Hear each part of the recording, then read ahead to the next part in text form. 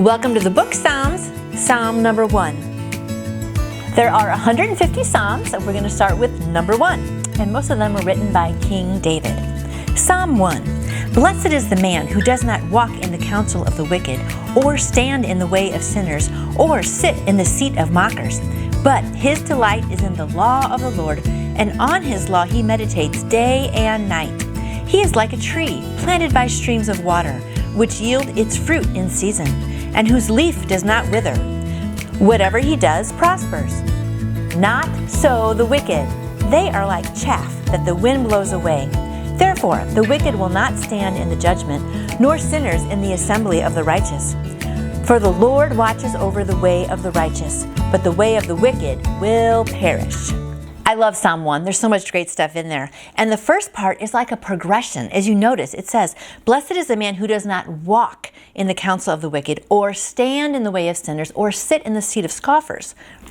So what I was always taught about this first psalm is that it kind of has 3 parts. It's a progression. Say there's people on this side of the street smoking, drinking, doing bad things. And over here is where you're walking on the good side, right? But you think, well, I'll just kind of walk on by those evil people and just kind of look over there. So first you're walking by. But then what happens? You kind of walk over there and you stand.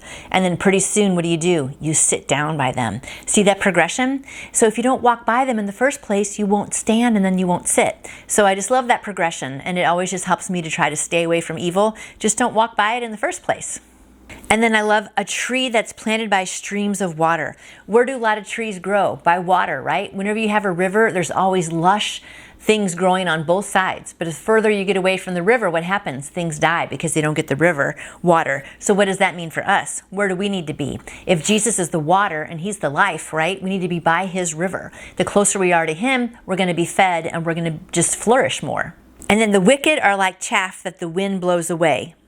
You know what chaff is? When they take wheat and they kind of sift it like this, they throw it up, and the chaff is what ends up getting loose. And when they throw it up, the wind just carries it away, and all you have left is like the good kernels. And so that's how the wicked's going to be. They're going to be like, whew, just gone with the wind. And then the wicked are not going to stand in the judgment, but the Lord watches over the way of the righteous, but the way of the wicked will perish. So that's comforting to me, knowing that the Lord is always watching over me, and the way of the wicked is going to perish. So when you see, sometimes it's hard, isn't it right? You see people who aren't doing the right thing, they're being mean and cheating and not going to church and not following God, and they're the ones making all the money or getting popular or whatever.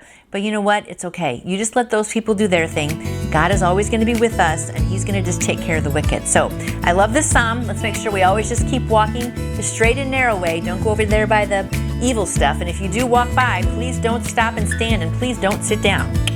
Have a good day following Jesus on the straight and narrow, and we'll see you back here tomorrow. And I would like to answer any question you may have about faith in Jesus. Just email me through my website, nancyjoytoyou.com.